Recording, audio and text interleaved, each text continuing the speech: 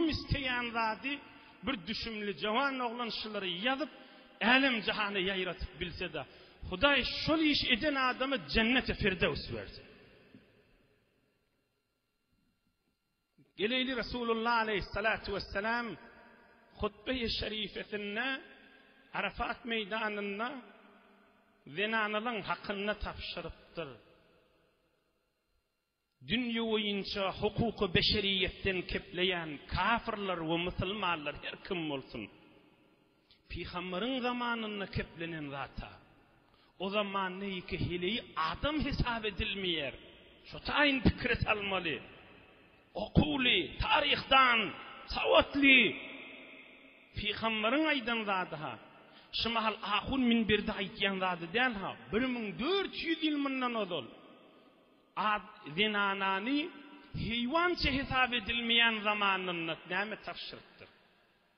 Amma ba'du eyyuhan nas bir neçe gurrunlara geçen hepte Peygamberimizin gurrun geçti. Biri-biriňizi hormatyny taklamak, Mekkeň hormatyny taklamak ýaly diýdi. Emma ondan sonra ey adamlar diýipdir. İttaqullaha taala wastawsu bin nisa'i hayran. Allah'dan korkun. Zinanylığınıza yaxşılık edin. Yani näme yaxşılık edin? Yani zulm etmeň. Yani zulm etmeň. Yani zulm etmeň.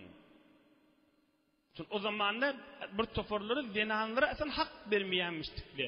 Derde doğan er ölse mesela mal verilmeýänmiş. Ya bir tofor yerlerde adamsı dünýeden geçti zinanasyny otlak göberýänmişdikler. Er ya ölünden soň zinanaňda ýaşama hakkı ýok diýip. Bu şuňa meňdeş yine de diyen ey alem cehannı yaşap verildi.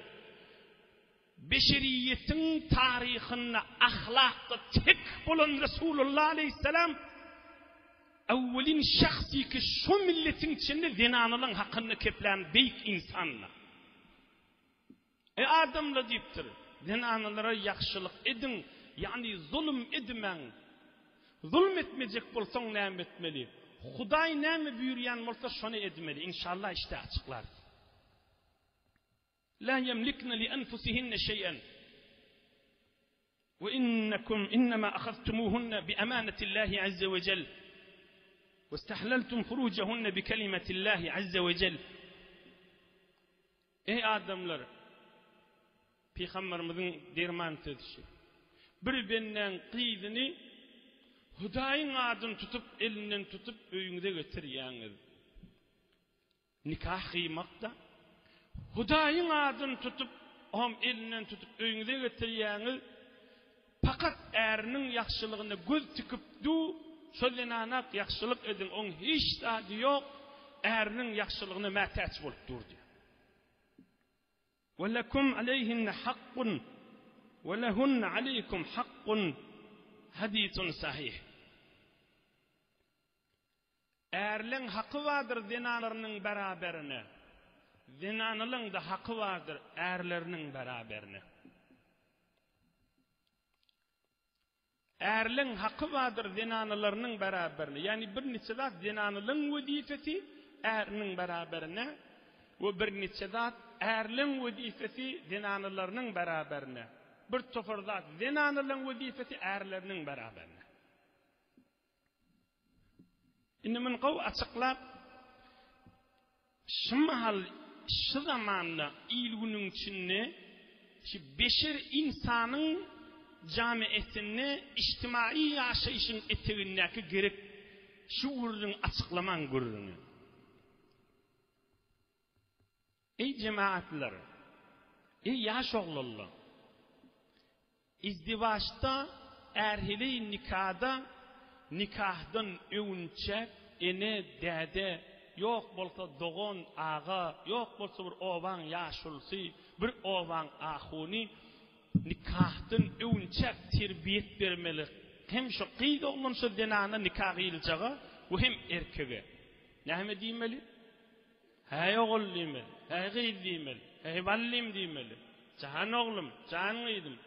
Nikah ýyljak bolýa, ýani sen boýnalýan men şoň denanasy boljak diýip, ýani sen boýnalýan men şoň äri boljak diýip, 2 ay, 3 ay ýeçeli gaýrat et, şoň ýokuş bolýan zatlaryny bilip de, şoň ýokuş bolýan zatlaryny etmejek bol.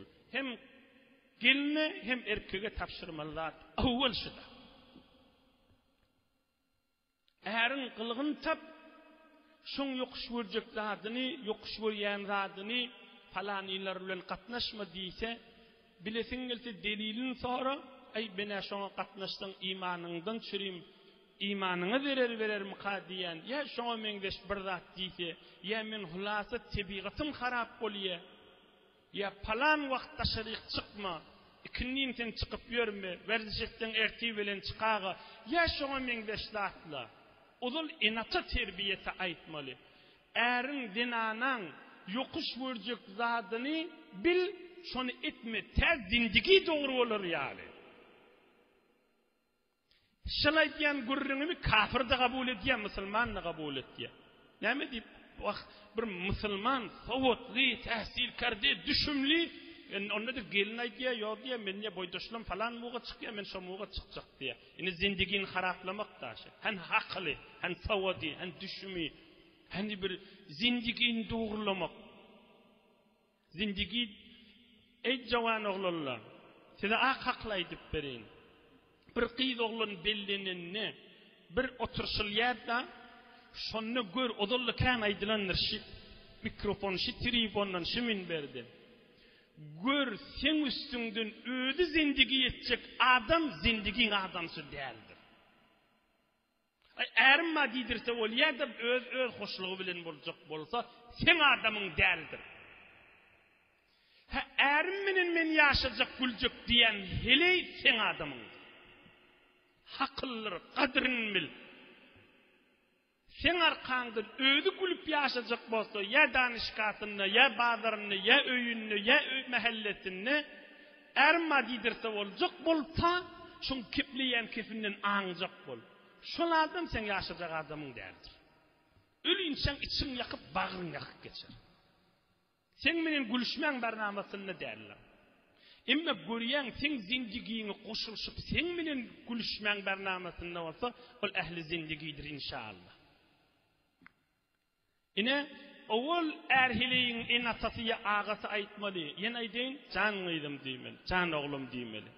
Bar ýangdan zindigi hawa, şol denanaň, şol äriň ahlagyny tapjak bol, ýokuş berýän zadyny etmejek bol. Şo ýokuş berýän zady sen hüwes etýän zadyň da bolsa Hudaý üçin şon etberaga. Hamana er ýokuş görýär palany hemsaýa barmy diýe. O da sen boýdaşyň. Barda aýt meňe adamym ýokuş görýär, janym meni oturşyk hoş Allah ýarym diýip. Müşkili ýok ki, zindigi dogry bolsun. Tä hemsaýa bilen gatnaşylanda näme, gatnaşylmanda näme. Nägadar şu hemsaýa bilen gülüşjek diýip zindigiyle dargady. Indi o hemsaýa meň menen işide ýok dem, ýyllyda bir sataşanak dem. Şoň gowunny görjek bolup zindigini haraplady. Şoň gowunny görjek bolup zindigini haraplady. Şoň gowunny görjek bolup zindigini haraplady. Indi işide ýok dem, görenak dem onu. Biýdar güni bar. Haklyny işletmeli. Hakly işlep pikir etmäne wagt ýok da bolsa, hakly altyn iki dünýä sabat bolar. Hop, ya erliň arasynda denany aýdýa ärini ila ýagyndan tutýa, sen palanylar bilen giýje oturşýan ya giýje çykýan diýip ýalbarýar-da ärini gitmesen gowy boljak diýip. Ozul äri terbiyesini aýtmaly. Hudaý üçin aýt tarapy.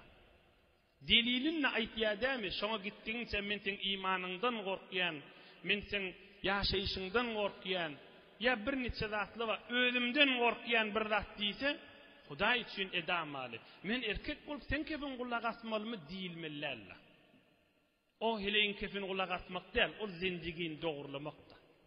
Haçan dinini vermeyecek yerde.